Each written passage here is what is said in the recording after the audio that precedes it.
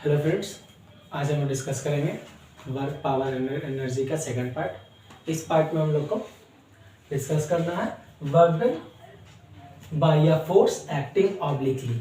It means कि work done के बारे में पढ़ेंगे। देखो, हम लोग प्रीवियस चैप्टर में पढ़े थे वर्क डन क्या होता है, क्लियर, वर्क डन कैसे होता है। तो फर्स्ट पार्ट हम लोग डिस्कशन किए थे एक इंट्रो टाइप का, वर्क डन का ऐसा यूनिट क्या होता है, ठीक है। और इसमें हम लोग पढ़ेंगे work done by a force acting obliquely. तो वर्क डन हम लोग फर्स्ट पार्ट में पढ़े थे वर्क का formula, work done is equal to F into S. इस कंडीशन में क्या हो रहा था, जब ये फॉर्मूला हम लोग पढ़े थे तो इस कंडीशन में क्या हो रहा था, फोर्स लग रहा था तो वर्क हो रहा था।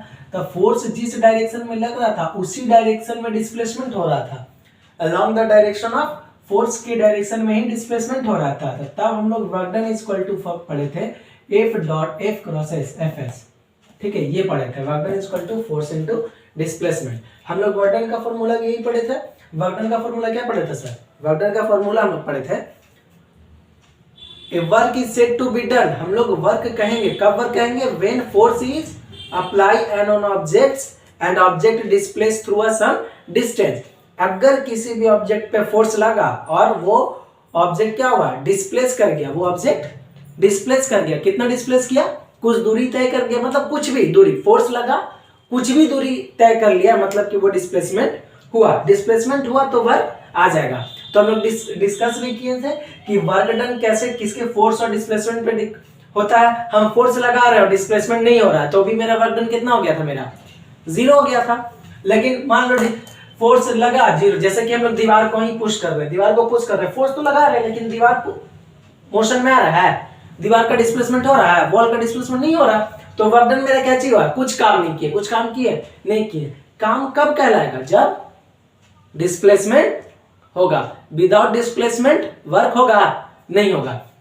तो हम लोग ये सारा चीज फर्स्ट वीडियो में डिस्कस कर चुके थे, क्लियर। देखो सर, अब हमको पढ़ना work done by a force. अब देखो, वर्क डन होगा भाई, बिना फोर्स के वर्क डन होगा नहीं, क्योंकि वर्क डन का फॉर्मूला में ही आता है फोर्स इनटू डिस्प्लेसमेंट।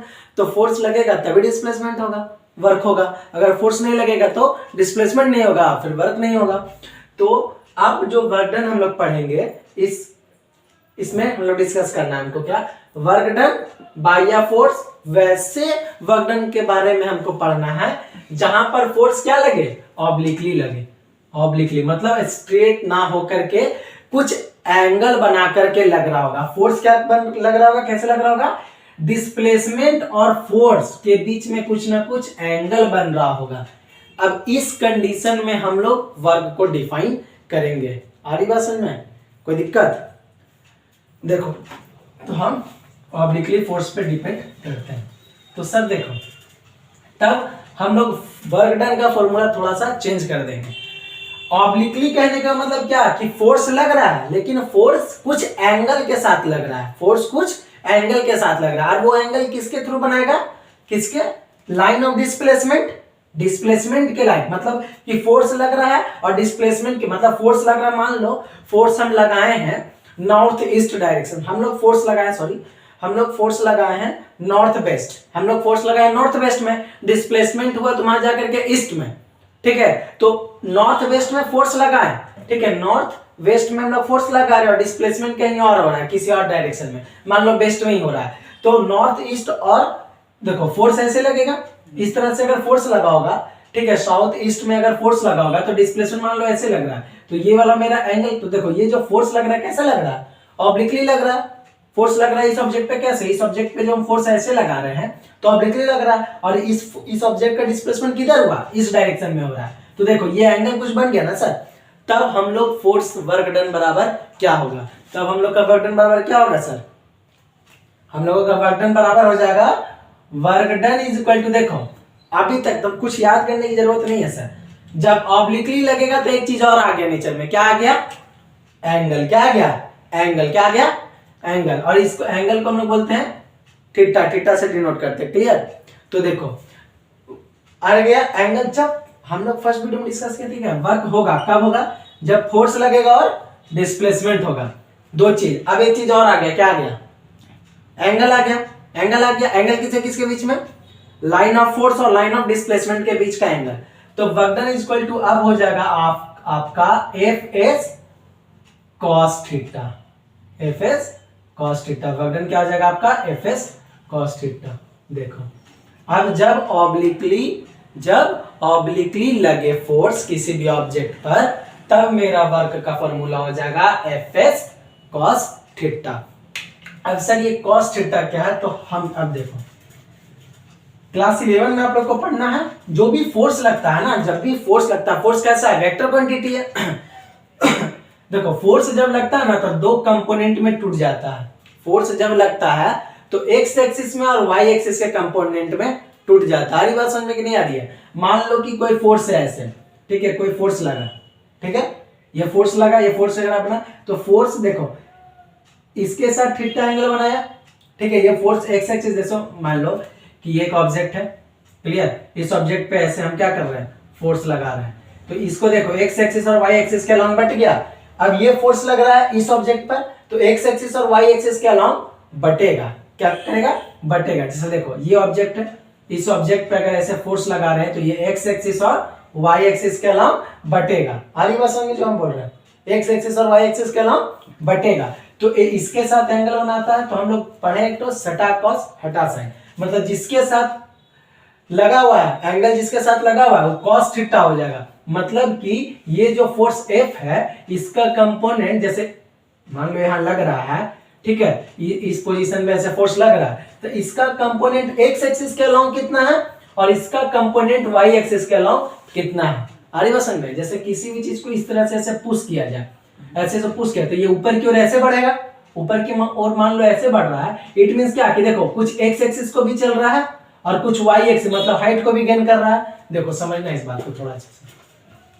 मान लो ये ऑब्जेक्ट है, स्पेस में जाना 2D में, देखो ये एक्स एक्सिस है, ये वाई एक्सिस है। अभी इस ऑब्जेक्ट को हम ऊपर की ओर खींच रहा है, तो देखो ऊपर की ओर खींच रहे हैं, ऊपर की ओर खींचने के दरमियान क्या हो रहा है, ये एक्स एक्सिस के अलॉन्ग भी बढ़ रहा है ना सर, एक्स एक्सिस के अलॉन्ग भी बढ़ रहा है, और जब ऊपर खींच रहे हैं तो मतलब वाई एक्सिस के भी अलॉन्ग बढ़ रहा है कि नहीं बढ़ रहा है, हाँ ये ना।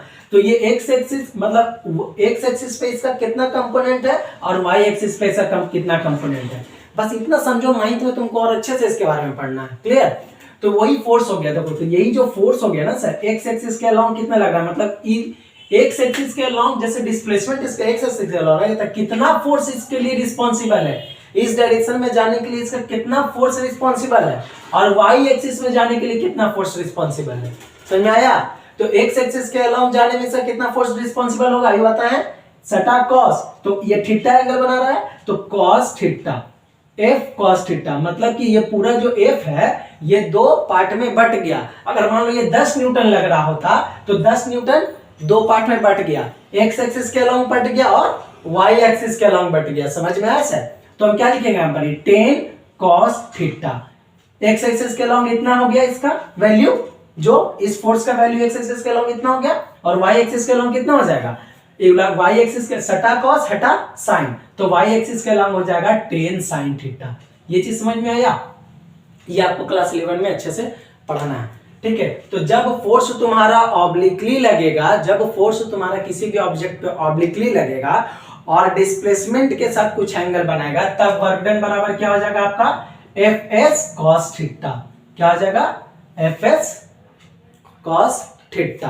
अब हम लोग कुछ कुछ कंडीशन देखो पढ़ेंगे, क्लियर। तो देखो मिटा दे रहा हूं, अब ये यहां तक कोई डाउट है ना सर, चलो देखो अभी जो मैंने कंपोनेंट बताया, ठीक है, कि एक्स एक्सिस के अलॉन्ग ब्रेक कर गया, वाई एक्सिस के अलॉन्ग ब्रेक कर गया, 11 में और अच्छे से तुमको इसको पढ़ना है, ठीक है।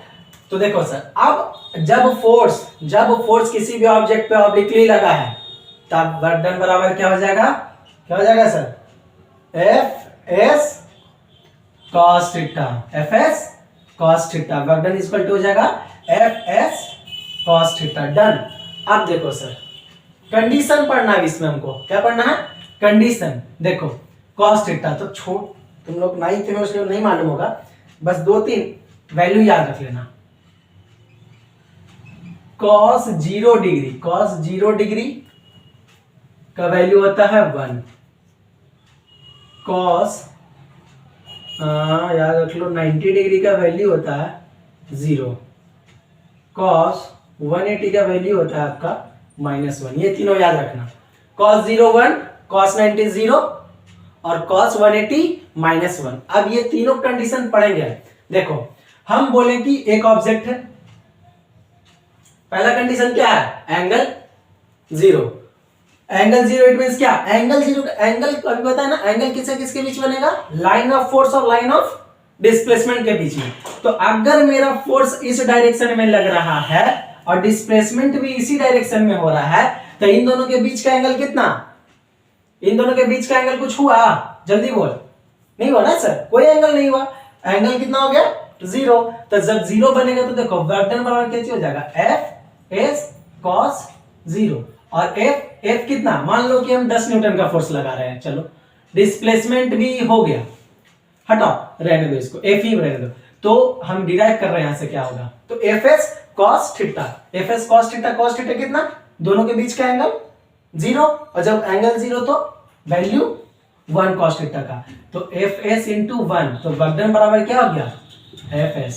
समझ में आया सर, जो कि हम लोग फर्स्ट जो शुरू से पढ़ते आ रहे हैं, क्लियर। अब देखो ये पहला कंडीशन हो गया।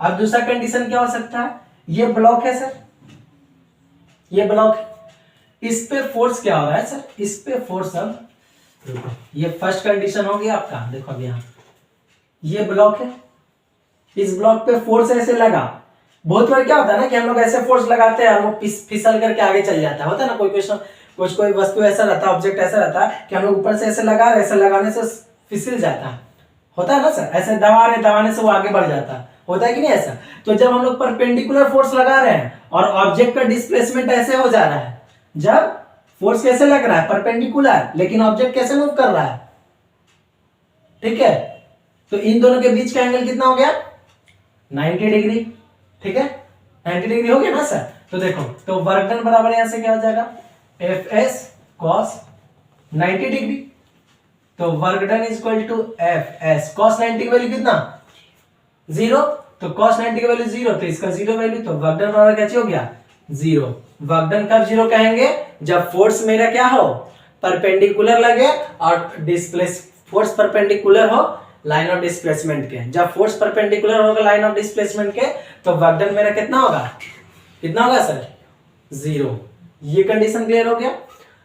सेकंड थर्ड कंडीशन देखो, when we say that the work done is negative, कब कहेंगे कि वर्क डन नेगेटिव होगा, मान लो देखो हम फोर्स लगाएं इस डायरेक्शन में, क्लियर, फोर्स लगाएं इस डायरेक्शन में, ठीक है, और मेरा डिस्प्लेसमेंट हो गया आपका, फोर्स लगाया इस डायरेक्शन में और डिस्प्लेसमेंट हुआ मेरा अपोजिट डायरेक्शन में, क्लियर। देखो फोर्स ऐसे लग रहा है और डिस्प्लेसमेंट ऐसे हो रहा था, इन दोनों के बीच का एंगल कितना हो जाएगा, देखो फोर्स का डायरेक्शन इधर है और डिस्प्लेसमेंट का डायरेक्शन इधर है, तो इन दोनों का एंगल कितना हो गया, 180 डिग्री का एंगल बन गया, 180 डिग्री का एंगल बन गया। तो वर्क डन बराबर क्या हो जाएगा, एफ एस cos 180 डिग्री, और cos 180 डिग्री ये हो गया सेकंड आपका, cos 180 डिग्री का वैल्यू कितना होगा, माइनस, तो work done is equal to हो जाएगा माइनस एफ एस। ये हो गया आपका थर्ड। ये 3 कंडीशन था, आप इसको देखो, क्लियर, अच्छे से देखो।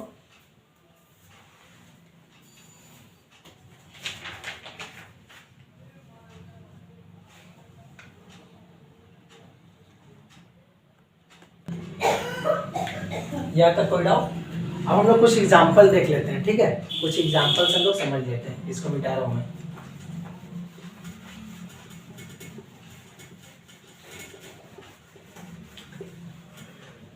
इसको रहने देते सर। देखो हम लोगों ने क्या बोला था, जब फोर्स परपेंडिकुलर लगेगा और डिस्प्लेसमेंट, जब फोर्स परपेंडिकुलर होगा लाइन ऑफ डिस्प्लेसमेंट के, तब मेरा वर्क डन क्या हो जाएगा, 0 हो जाएगा। तो इसका कुछ हम लोग एग्जांपल देखते हैं, जैसे कुली, ठीक है, बेसिक सा एग्जांपल हर बुक में दिया होगा, आप लोग कोई बुक पलटोगे तुमको मिलेगा, ठीक है।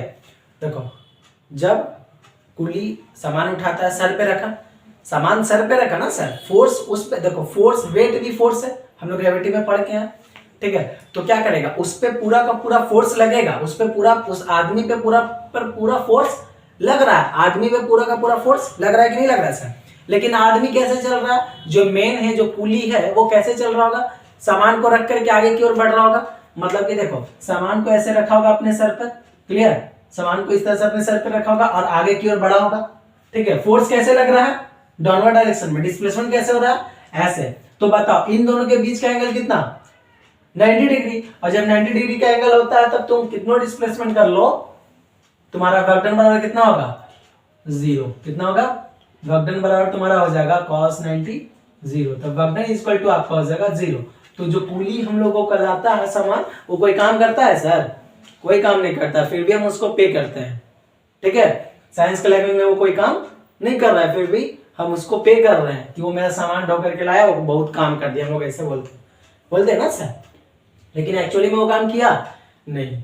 एक दूसरा एग्जांपल देखते हैं। Centripetal force toward the centre लगता है, क्लियर, जानते हैं इसके बारे में लोग पढ़े फोर्स में, चैप्टर में। एक सेंट्रीपिटल फोर्स होता है जो टुवर्ड द सेंटर लगता है, ठीक है। और कोई भी सर्कुलर मोशन में जब कोई चीज मूवमेंट कर रहा होता है, जब कोई भी सर्कुलर चीज में मूवमेंट कर रहा था, उसका डिस्प्लेसमेंट का डायरेक्शन कैसे होता है, टेंजेंशियली होता है। हम लोग पढ़ चुके हैं, पढ़े हैं ना सर, टेंजेंशियली होता है ना, हाँ या ना, टेंजेंशियली होता है, क्लियर, टेंजेंशियली होता है हर एक पॉइंट पे टेंजेंशियली। और मैथ में हम लोग पढ़े हैं कि टेंजेंट जो होता है रेडियस की क्या होता है, परपेंडिकुलर होता है। तो भाई देखो डिस्प्लेसमेंट हर टाइम चाह रहा है कि हम टेंजेंशियली बाहर निकलना चाहे, और सेंट्रीपिटल फोर्स इसको कैसे लग रहा है, टुवर्ड्स द सेंटर। तो सेंट्रीपिटल फोर्स और डिस्प्लेसमेंट के बीच का एंगल कितना, 90 डिग्री। तो सेंट्रीपिटल फोर्स के द्वारा भी कोई काम होता है, नहीं होता है। तो उसी प्रकार से अर्थ के चारों ओर जो सैटेलाइट घूमता है, उस पे जो वर्क होता है ग्रेविटेशन का, कोई वर्क काउंट होता है, काम कोई भी वर्क काउंट नहीं होगा। क्यों, क्योंकि उन दोनों के बीच का जो एंगल होता है वो कितना डिग्री हो जाएगा, 90 डिग्री का हो जाएगा। ये था आपका वर्क का कॉन्सेप्ट। अब उसके बाद हमको पढ़ना है एनर्जी। एनर्जी क्या होता है, क्लियर। वर्क देखो, चलो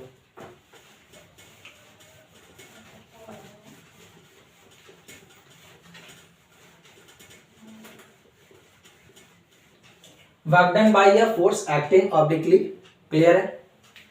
अब देखो हम लोग एनर्जी के बारे में थोड़ा सा डिस्कस करते हैं। एनर्जी क्या है, सब तो देखो एनर्जी वाई, एनर्जी क्या है, ठीक है, डन। देखो एनर्जी क्या है सर, एनर्जी क्या है, सिंपल से लैंग्वेज में अगर बोला जाए तो एनर्जी क्या है, हम लोग जो काम कर रहे हैं, हमारी एबिलिटी काम करने का, एबिलिटी। एनर्जी सिंपली क्या है, energy is the ability to do work, काम करने की क्षमता को एनर्जी कहते हैं। अगर कोई आदमी, सिंपल सा अगर ऐसे डिफाइन किया जाए, अगर कोई आदमी एक काम को, ठीक है, अगर कोई आदमी एक काम को खत्म करने में 4 दिन लगा दिया, और उसी काम को दूसरा आदमी खत्म करने में 2 दिन लगा दिया, इट मीन्स क्या कि दोनों के पास एनर्जी था, भाई दोनों काम किया, एबिलिटी के पास, लेकिन दोनों के पास एबिलिटी क्या था, काम करने का जो रेटिंग था, काम करने का जो स्पीड था, दोनों में डिफरेंस आया कि नहीं आया सर, आया ना। तो देखो बस यही काम होता है, देखो काम एक ही काम किया, ये भी काम उतना ही किया, ये भी काम उतना ही किया, दोनों का सेम वर्क था, लेकिन एक 2 दिन लगाया, एक 4 दिन लगाया। इट मीन्स क्या कि जो 4 दिन लगाया वो भी एनर्जी, मतलब एनर्जी ज्यादा लगाया, और मतलब कि ये 4 दिन काम किया, इट मीन्स कि वो एनर्जी ज्यादा लगाया। ये 2 दिन काम किया, इट मीन्स एनर्जी ज्यादा लगाया, कम लगाया। तो ऐसा कुछ नहीं है। हम लोग पढ़ेंगे वर्क का, हम लोग यूनिट क्या पढ़े थे, जूल। उसी प्रकार से एनर्जी का भी यूनिट क्या होता है, जूल। तो जूल मेरा बराबर किसके होता है, joule is equal to the work done, work done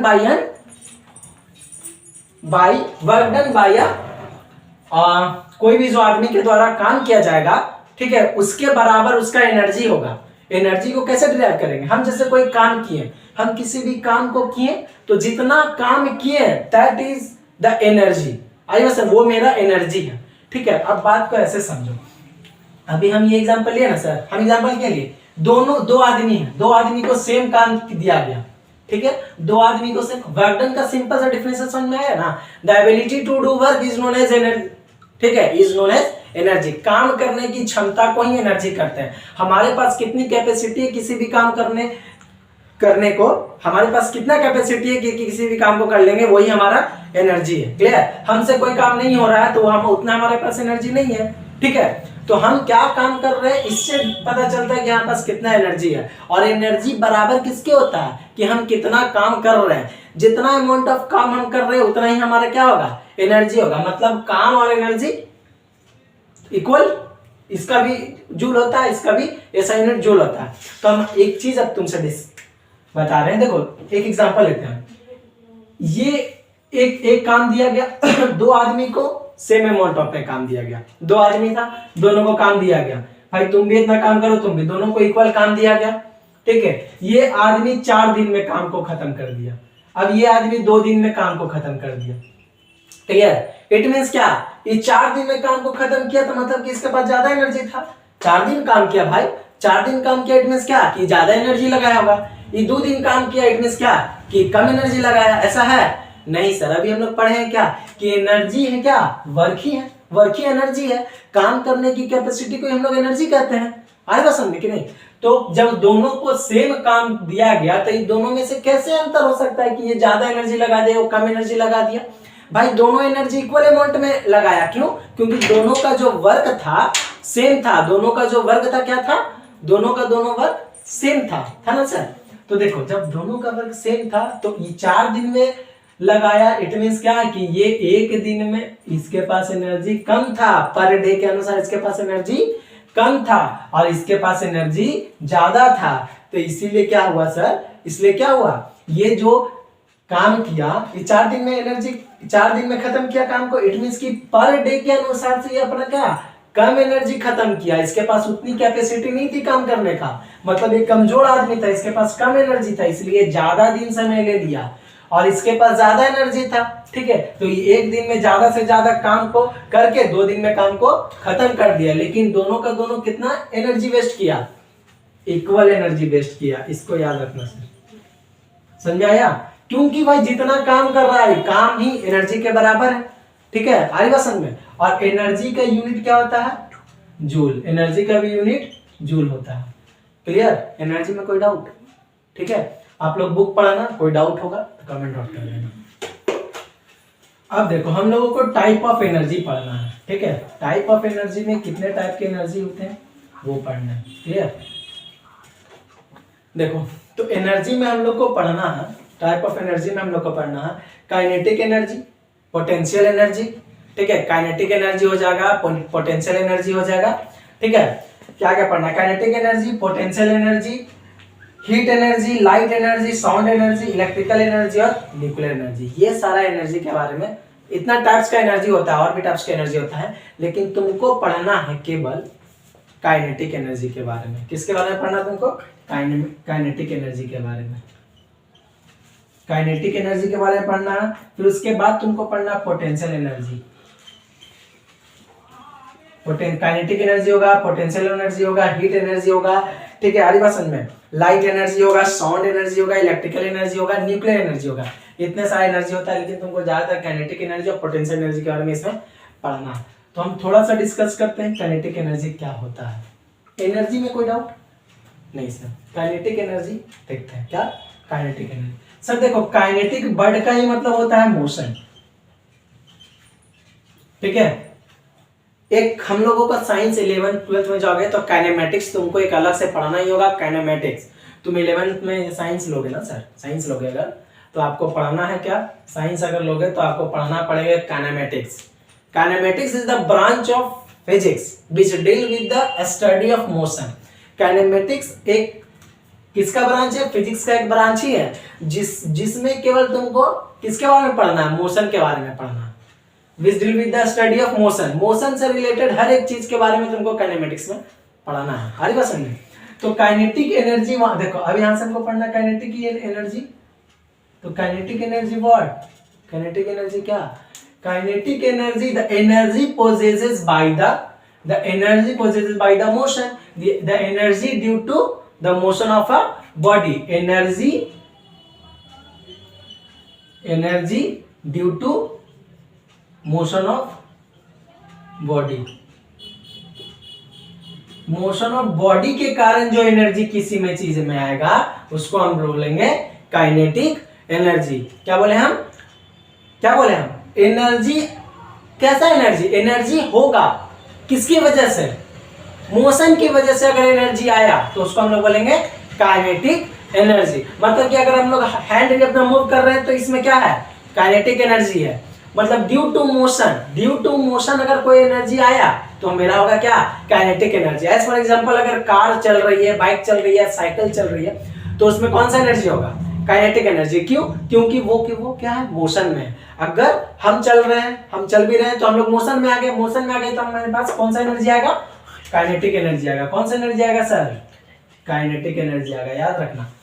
energy due to its motion, energy किसके कारण, energy possessed due to the motion of a body is known as kinetic energy, energy due to the motion of a body is known as kinetic energy। Clear sir. अब देखो, अब energy क्या है sir, energy क्या था, energy बराबर energy के बराबर पढ़े ना sir, energy is equal to work. तो वर्क डन बराबर वर्क डन क्या होगा, एफएस। समझना सर, काइनेटिक एनर्जी हम तुमको डिराइव कर रहे हैं, क्लियर, समझने की कोशिश करना। काइनेटिक एनर्जी हम तुमको ही बताते हैं।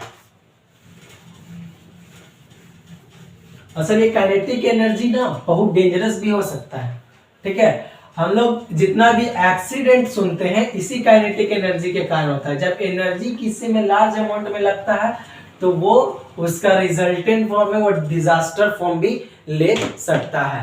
समझ में आया, एनर्जी क्या होता है, ठीक है, ऊर्जा। ऊर्जा मतलब लार्ज अमाउंट में, तो काइनेटिक जितना भी एक्सीडेंट हुआ, कोई भी एक गाड़ी दूसरे गाड़ी से टकराया, टकराने के बाद एक गाड़ी क्या हो गया, पूरी तरह से खत्म हो गया, ठीक है। मतलब एक आया उधर से, मान लो ट्रैक्टर आ रहा है बड़ा सा, ठीक है, 10 व्हीलर वाला, 10 बड़ा सा ट्रैक्टर आ रहा है, इधर से एक हम लोग गाड़ी से जा रहे हैं 2 व्हीलर से, ट्रैक्टर हमको ठोक दिया, तो हानि ज्यादा किसका होगा, बाइक वाला का होगा। बाइक हो सकता है पूरी तरह से क्या हो जाए, टूट जाए, डिस्ट्रॉय हो जाए पूरी तरह से। उसके बारे में डिस्कस करेंगे आगे कैसे होता है। तो एनर्जी क्या, एनर्जी वर्क के बराबर है, क्लियर। हम लोग काइनेटिक एनर्जी पढ़ रहे हैं, क्या पढ़ रहे हैं, काइनेटिक एनर्जी, काइनेटिक एनर्जी। और काइनेटिक एनर्जी क्यों होता है, किसके कारण है काइनेटिक एनर्जी, मोशन के कारण काइनेटिक एनर्जी है। आगे समझ में, किसके कारण है, मोशन के कारण। मोशन इट मींस करने का मतलब कि वेलोसिटी आ जाएगा। अब वेलोसिटी दिखेगा तो एक्सेलरेशन भी दिखेगा, क्या सर, हाँ या ना, हाँ या ना सर।